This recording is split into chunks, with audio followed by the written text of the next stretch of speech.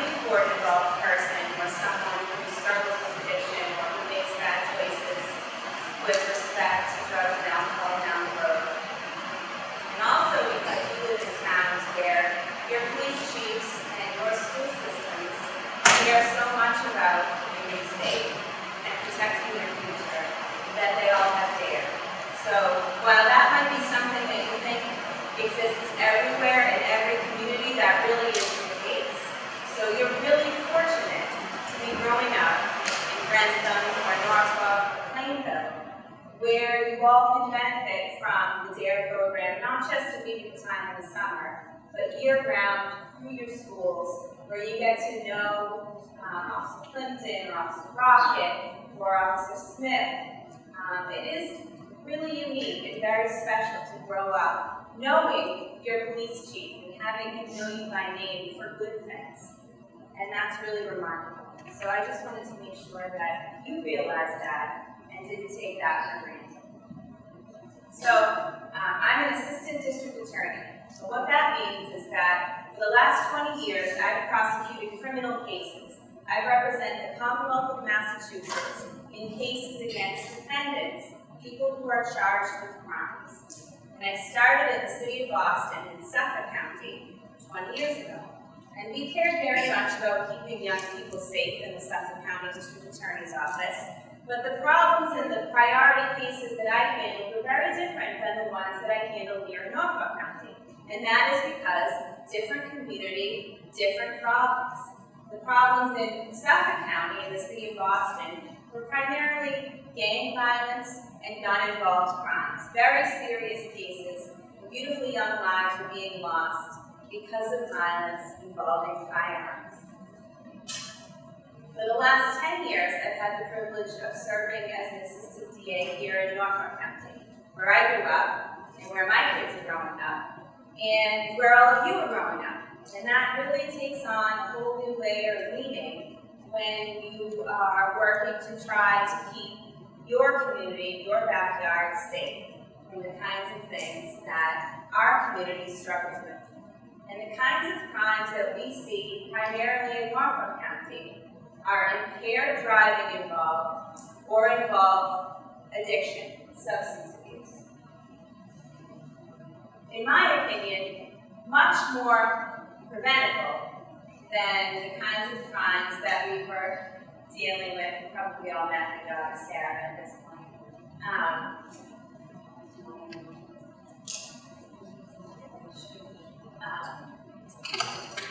So, what does that mean for all of you? Well, even though the kinds of crimes that we see here in Norfolk County primarily don't involve guns, that doesn't mean that we aren't struggling every day in the 28 communities that make up Norfolk County with very serious tragedies that involve beautiful young people because of substance abuse, whether it's bad decision making by consuming alcohol or using drugs and then doing things like driving, or because of addiction, where someone becomes so desperate that they do things that they wouldn't otherwise do, like break into people's homes, break into people's cars, take things from people they love, rob banks, and place themselves and many other people in harm's way because of that. Last year in Norfolk County, we lost over 45 lives to motor vehicle homicide. That means people killed on the roadways in Norfolk County because of the choices that others made to drive while impaired, under the influence,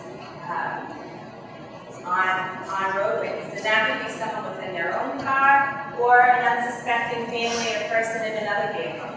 Really tragic. I tried those cases for a long time. They stay with you.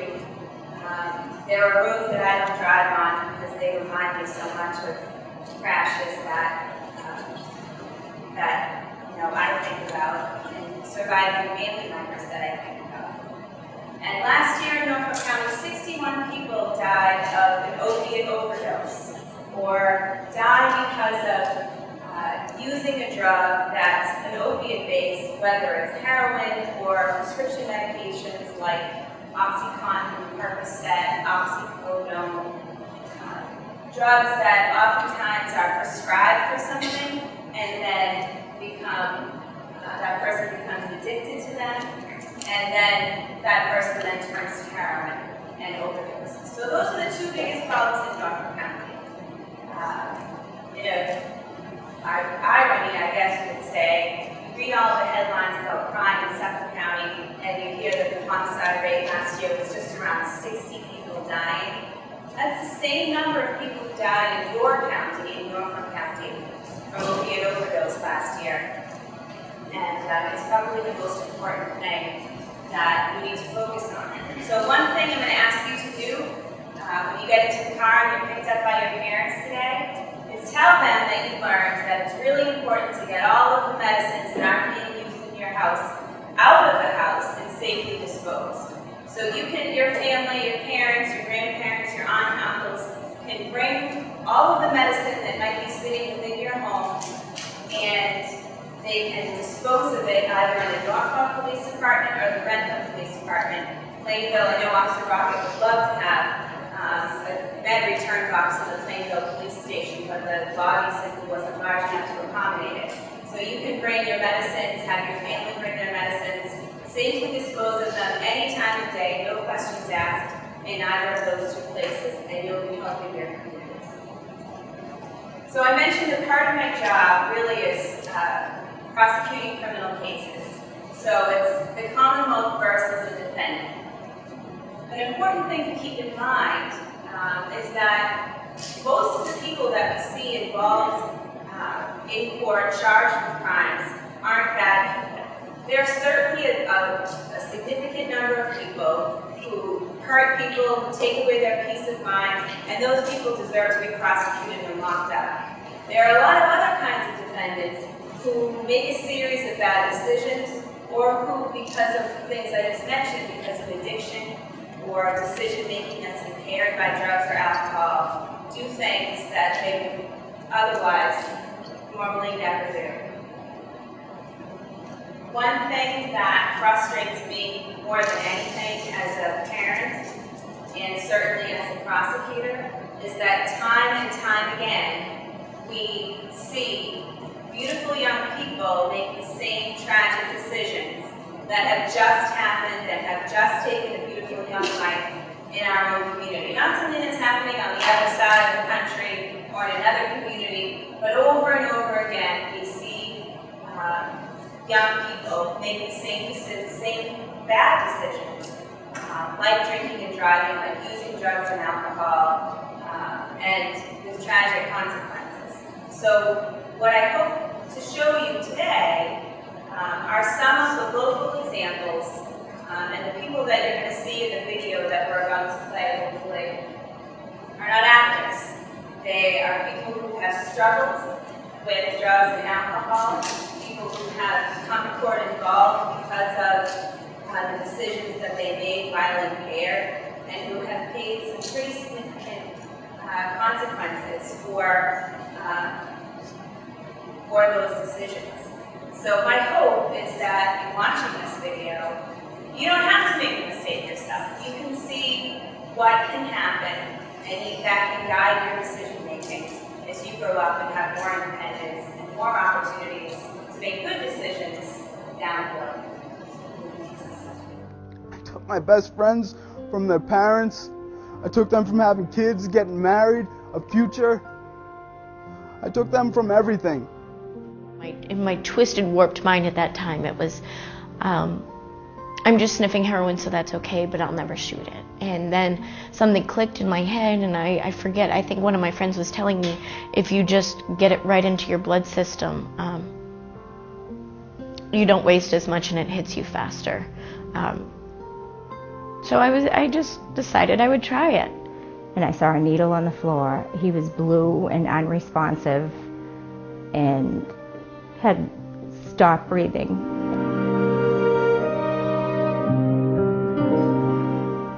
It all started when I was in middle school, and I began drinking with my friends. You know, in 7th grade, I started to drink and I started to smoke marijuana in 7th grade. You know, I was 12 years old, 13 years old when I started making poor choices like that. Probably sophomore year, he was taking pills and we didn't know it. And prescription pills were pretty big at that point. I was about 14, 15 years old. It pretty much just took a hold of my life. You know, alcohol and partying, I thought that's what mattered in my life at that point. And he admitted to me that night that he had been using OxyContin. We decided to go to a bar. We were all underage. I just turned 19. And at that point, my life was spinning out of control so fast that all of my dreams of ever going to college were flushed down the drain. We were in a car crash, and that we were driving home through Foxborough. I was speeding, and I was driving recklessly, and I lost control of my car. I killed my best friends. And if I just took 1 second that night to think of the consequences. I had no idea the consequences that were going to follow. I knew the consequences, we all did, but we didn't think anything was going to happen to us. I ended up overdosing in the back seat, my first time shooting heroin, and I turned purple. I stopped breathing, and they took me out of the back seat and brought me into the woods, and were essentially leaving me there to die. He's tried and tried and tried, and I pray every day that he'll make it. I really do, but it's a very harsh reality that he could die. The drug is winning, and it's frightening. I probably used with about 10, 15 people. 5 of us are sober. About 6, well, probably about 5 of them are dead. The rest, the handful of them, I mean, they're either still off and running or they're in treatment programs in Florida, like they're all over the place. But 5 of us are lucky. You know, there's no other way to describe it. I mean, not everyone makes it to the point where they're going to be okay when they come out on the other end.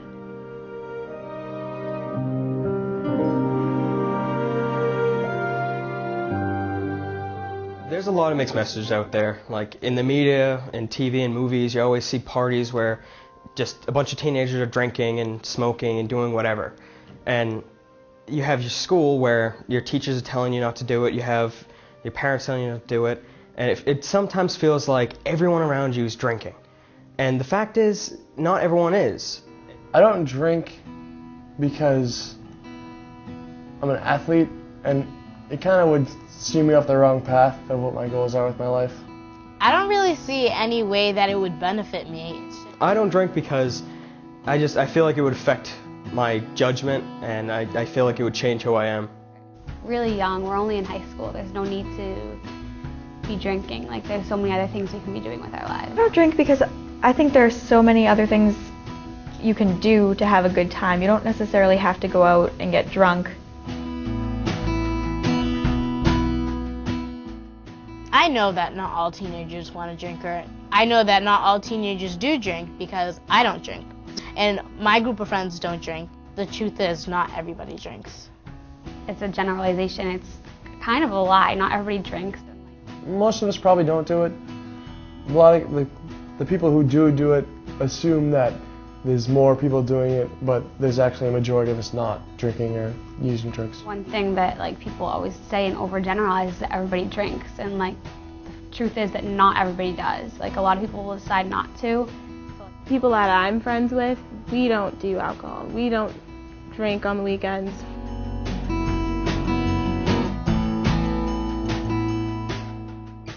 You don't need that kind of stuff like drinking or drugs or anything to be cool. Being cool is just being who you are. Other people perceive it or act like it's cool, but deep down I feel like nobody's actually like, wow, that kid is so cool because he did that. There are ways to have fun without doing alcohol or drugs, and it's okay to not want to do alcohol or drugs. Not everyone is drinking, and you don't have to drink to be cool. You don't have to drink to be popular.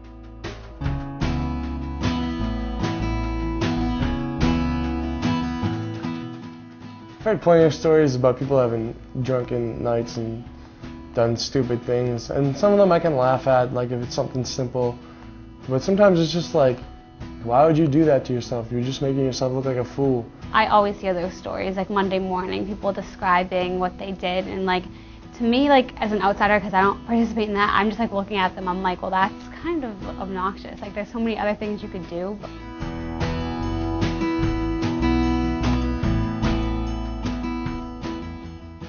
Yeah, I've been to a lot of parties where people are drinking and doing other things, and really the best way that I can avoid it is I just tell people my intentions. I tell them I'm not interested. I have been asked at a party before if I'd want to drink, and I just politely ask them, yeah, you can get me a Sprite.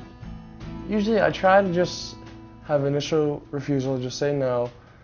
If not, I'll try and get like one of my friends to back me up. I would probably try to go on the side of the party that was more towards dancing or more towards just hanging out. Like if they're outside in the backyard smoking, then I'd probably go inside and grab a bite to eat or say hello to my friends.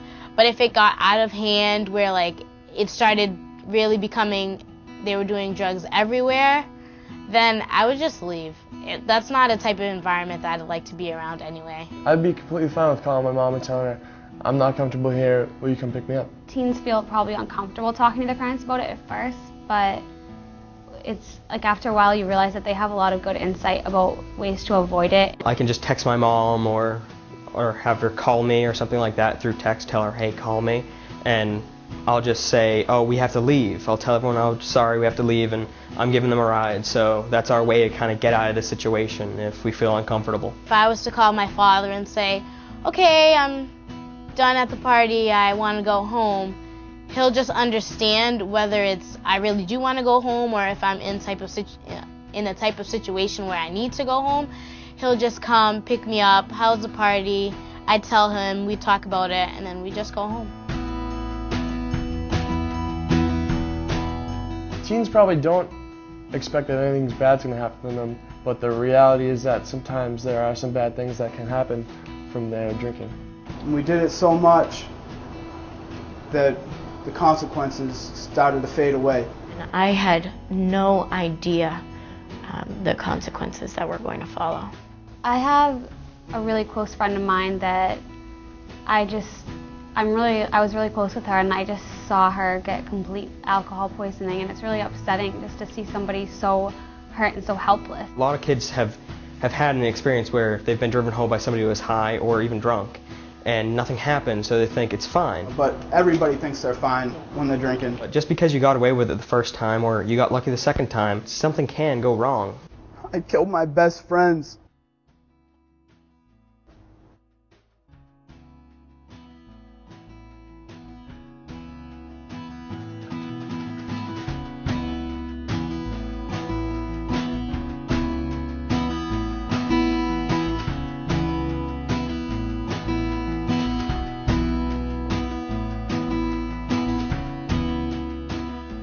So, as I mentioned, the people who participated in that video are not actors. Alyssa, beautiful young woman, struggled for a number of years with addiction. Local resident, was willing to participate in this video. Probably not what you thought a drug addict would look like, right? Beautiful young woman, really smart, did very well in school, and yet found herself entangled in a situation that took her a number of years and a lot of hard work to get through successfully. The mom who was in the video talking about her son, an exceptional baseball player at BC High, I mean, phenomenal athlete, great student.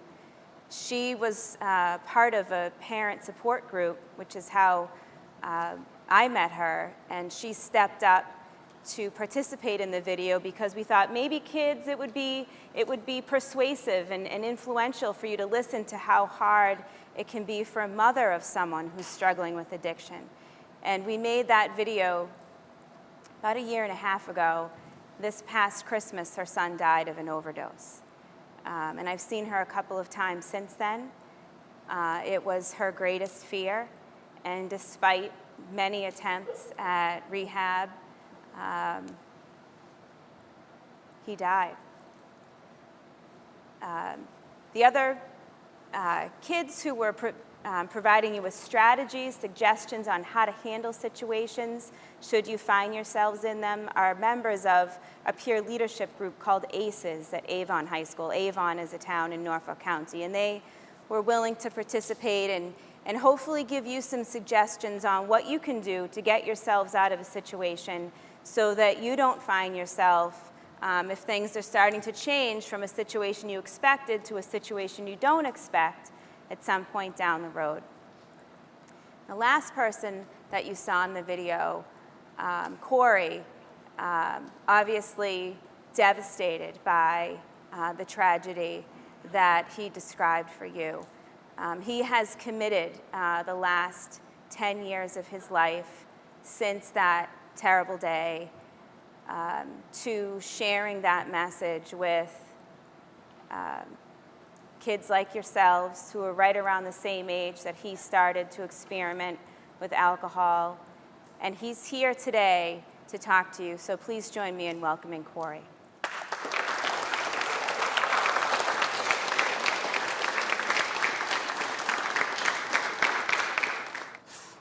How's it going, guys? Good. Enjoying camp? Yeah. Again, my name's Cory. I'm 30 years old now, getting up there. I'm not a professional speaker, just so you guys know. I never went to school to speak in front of a bunch of people, so I'm nervous every time I get up in front of you guys, and I'm sure you'll see that because my voice will squeak and I'll stumble over words, but just bear with me. I grew up in Halifax, which is a small town. Half of you guys probably don't even know where it is, right? Halifax? Yeah. Doesn't surprise me. It's a small town on the South Shore by Pembroke, Bridgewater, East Bridgewater, around there. I think growing up there was one traffic light in my town. We have a Walmart now, so I guess it's, almost like a city, I guess, now, compared to what it was like when I was growing up. Growing up in Halifax, there's nothing to do with, your days. You're either playing sports, hanging out with your friends, doing something, just staying out of trouble, and that was my life growing up. I played a lot of sports. I played soccer, I played baseball, played basketball for a while. I stopped that when I stopped growing when I was probably your age.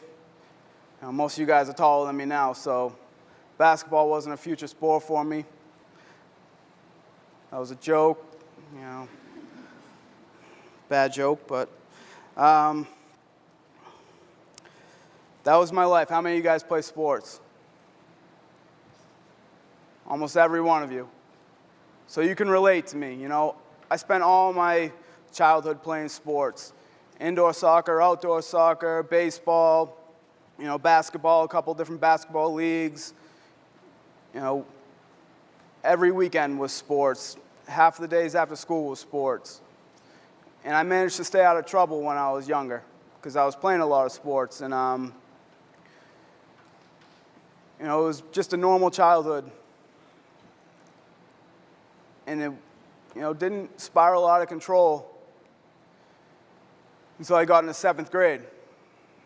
You guys are in what grade now? Going into 8th. So you guys can relate to me. When I, got into 7th grade, I thought I knew more than I did at the time. And when I got there, I went to a regional high school. I went to Silver Lake. And Silver Lake had 4 towns there at the time that I went. There was Kingston, Plimpton, Halifax, and Pembroke.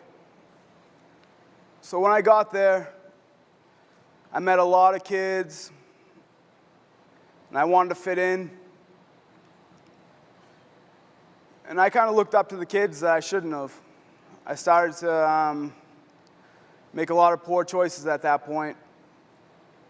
I felt the peer pressure. And in 7th grade, that's when I first started to drink, and that's when I first tried marijuana, in 7th grade. You know, how old are you in 7th grade? 12, 13, right? You know, like I said, I'm 30 now, so I think back, man, I was only 12 when I started that. I feel like I was so young. You know, but the fact is 12, 13, that's when the majority of kids start to experiment.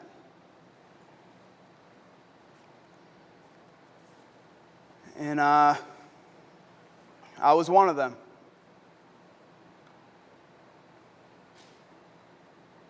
And it just got worse as time went on. I got into high school, 9th grade.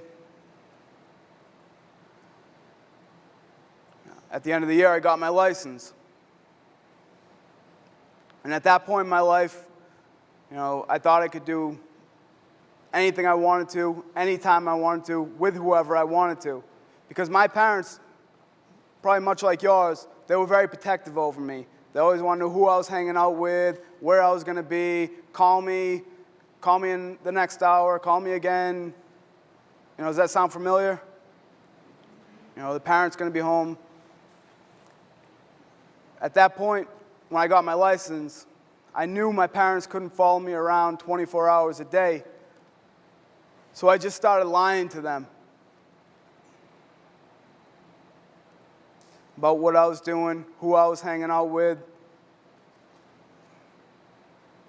You know, because we just got cell phones at that point. I know it's like a way of life now, but at that point we just started to get cell phones at that age, and I knew I could, you know, call them from anywhere, and they trusted me. So it would be a Friday night.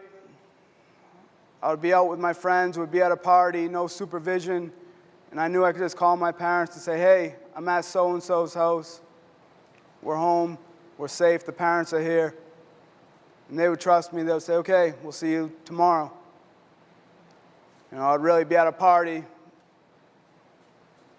and they would have no clue what I was doing all night. And lying to them was the worst thing I could have done. If I told them the truth, if they caught me, I probably wouldn't be standing here today. I'd probably lead a whole different life. But I just kept on lying to them, and I got away with it for a long time. And it took a hold of my life at that point, partying, drinking. I thought that's what mattered. I thought having fun at that time is what really mattered. I had no clue. You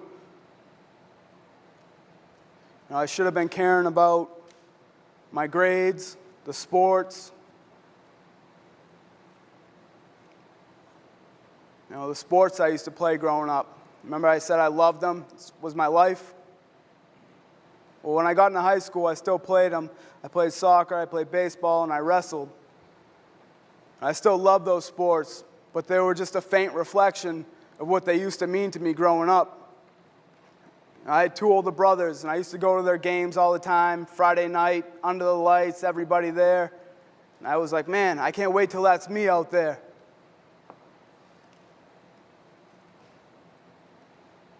Now, those Friday nights came. I was out there playing, but my head was somewhere else. I was thinking about the party we were going to afterwards, how we were getting there, where we were getting alcohol from. Now that's what I was thinking about while I was out there.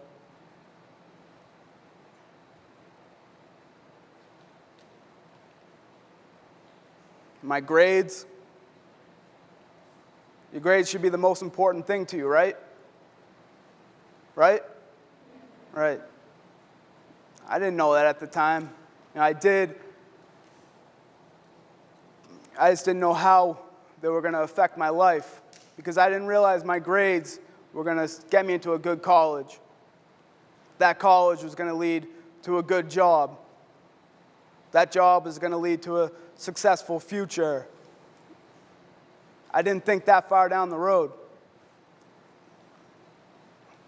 So I didn't care about my grades. Got to the point where I didn't even know what homework was. I left school, that was it. I was never an A student by any means. I used to get, B's and C's when I was your age, which isn't bad. But when I was junior and senior in high school, I was getting D's and F's. I never thought it would get to that point, but it did because I didn't care. My focus was somewhere else.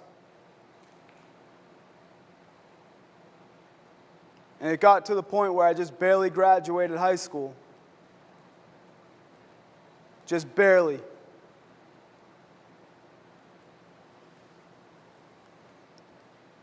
But somehow, I did, and it wasn't long after that my life changed forever.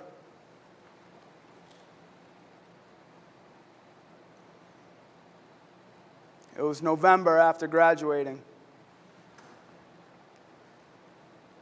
I got a call on a Tuesday night. I ran upstairs, answered the phone. It was a landline. I don't know if you guys even know what those are. But I, got up in my parents' room, and I remember hearing my friend PJ's voice. He's like, "Hey, Cory, it's my birthday this Thursday. Let's go out, let's celebrate." So I said, sure. Who wouldn't go out with their best friend, right? It's his birthday. Well, that Thursday night came. I got off work. I was working at a gas station at that point. And it was 9 o'clock. I went home. My parents were getting ready for bed at that point. I ran upstairs, got changed, and said, "Hey, I'm going over PJ's house. It's his birthday. We're going to celebrate his birthday over there." They said, "Oh, all right. Have fun. We'll see you tomorrow." I said, "All right," and I took off. I went to PJ's house, but we weren't staying there. I picked him up, one of my other really close friends, Brendan, and one of my other best friends, Mike. We were going to a bar. That's where we decided to go. We weren't staying there. We were going to go to a bar and celebrate. I remember sitting at the end of PJ's driveway, and we all had a car there. And we were deciding on who was going to drive, and I was like, "Hey, I have a full tank of gas. I'll drive." So we all got in my car, and we took off to go to the bar. It was around 10:30 by the time we got there. When we got in, we were all underage, but we knew we could get into this bar. So here we are, 4 underage kids. Mike was 18, Brendan was 18, I was 19, it was PJ's 20th birthday. So none of us should be there. And we felt excited because we shouldn't be there. We're in a place we shouldn't be. We were going to have fun. We thought we knew everything. At that point, no one could tell us otherwise. We were young, we were invincible. That's how most kids feel, right? Invincible.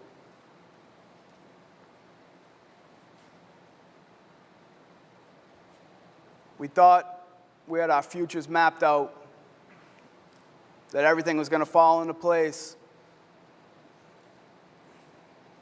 Mike, he was getting ready to go down to Florida. He was an unbelievable soccer player. He was going to go to college down there. His girlfriend was a senior in high school at that point. She was going to move down there after she graduated the next year. Brendan was going to Mass Maritime down the Cape. Have you guys ever heard of that school? It's a great school down there. He was going there for engineering. PJ, he was playing junior hockey for the Walpole Stars at that point.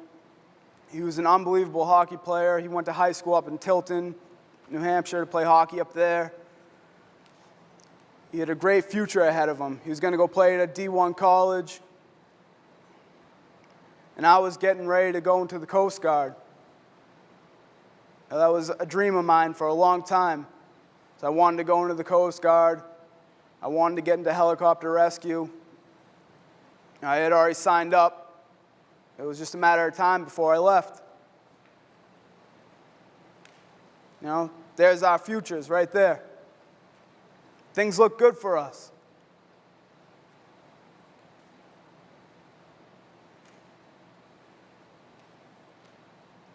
We had great futures. Everything was set in stone.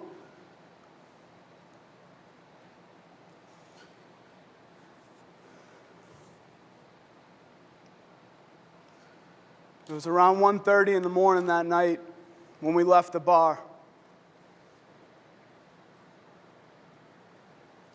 And I remember leaving. I remember walking out of the bar, and we walked right into an alleyway. And I can remember this because this image is burned into my mind of walking out of the bar. And I remember walking and just looking up from the ground. And I could see Brendan walking on the right side of me, and up ahead of us, about 5 feet, is Mike on the left and PJ on the right. And I remember looking up from the ground, and I can see them laughing. I can still see the breath coming out of their mouths. It was cold out. I can still see them. And it's to this day, that's the last memory I have of them.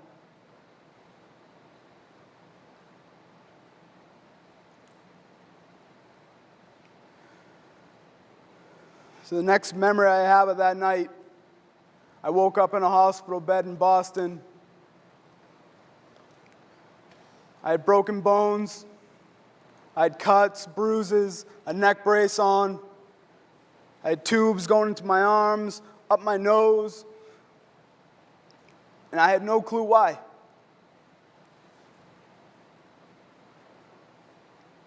And I remember when my eyes started to focus, it was dark in the room.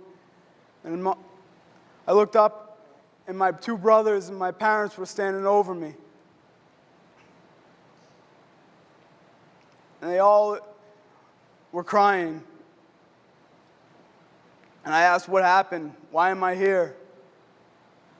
And my mom, she started to say something to me and got choked up. So I asked her again. And I remember looking down at me and just telling me that I was in a car crash. That on the way home from the bar that night, we were driving on the highway through Foxborough. I was speeding, I was driving recklessly, and I had been drinking. And I ended up losing control of my car, and we veered off the highway into a guardrail. The car ended up flipping over, and none of us were buckled up, and me, Mike, and PJ, all three of us got ejected.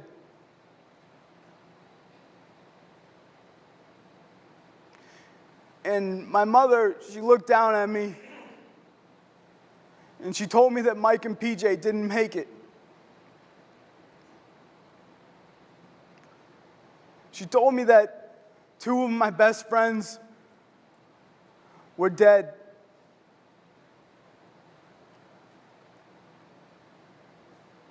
That two of my best friends were no longer on this earth anymore.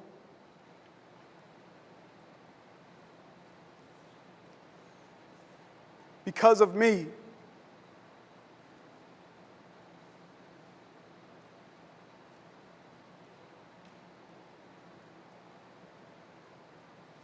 I killed 2 of my best friends.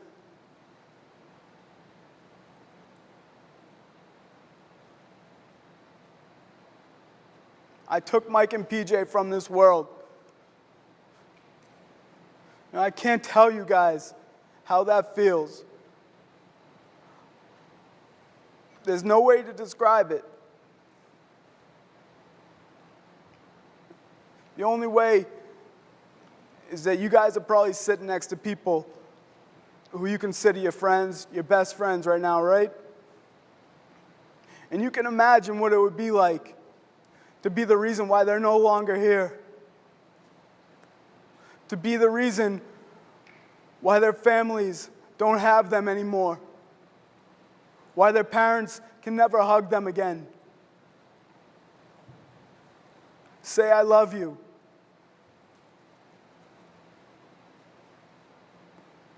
Why everybody that loves them is in such pain. Why they no longer have a future. I took Mike and PJ's futures away from them. They'll never have kids, get married. PJ will never become the hockey player that he was going to be. You know, Mike, he honestly was the funniest kid I ever knew. He'll never make somebody laugh again.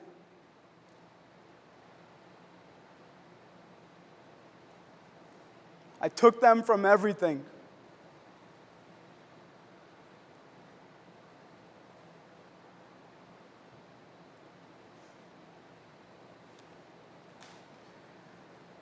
Because I didn't want to think of the consequences that night. I didn't want to stop just for 1 second that night and think about the consequences. I knew them. I'm sure you guys all know them. You know, you're not hearing this for the first time today.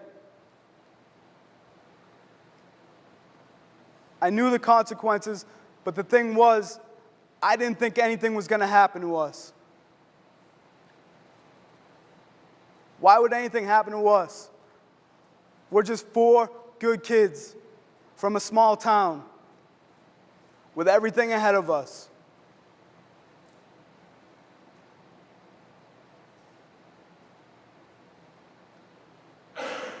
Just 1 second that night, and that would have changed everything. That night, before I got into the car, so that's why I'm here today. I came here to beg you guys, to plead with you that if you ever find yourself in this situation, when you're in high school, when you're in college, when you're an adult, if you ever find yourself in this situation, stop and take that second. I'm begging you to do that because it is not worth it. Trust me.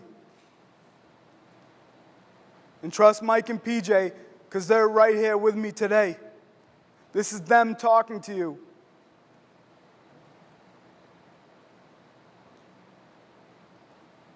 That if you ever find yourself here, just take that second and choose a different path.